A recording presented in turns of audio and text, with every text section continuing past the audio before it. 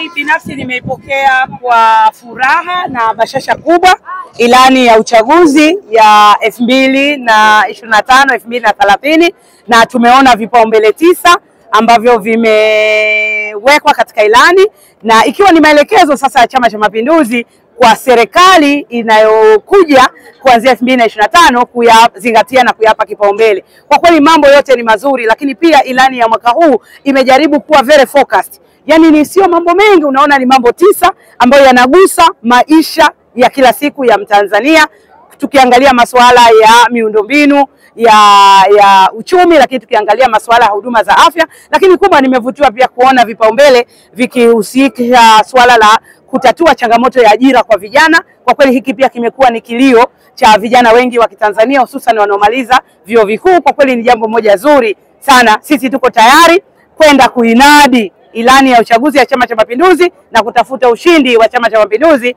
katika nafasi ya rais, mbunge na madiwani. Hotuba fupi ya mwenyekiti wa chama.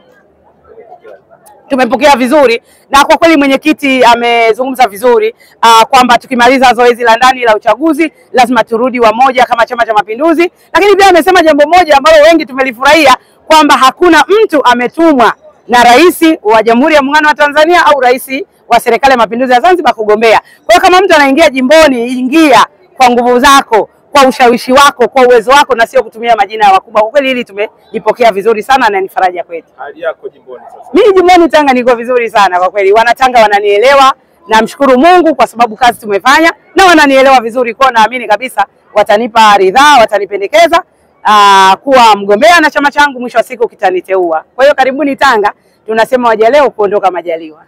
Asanteni.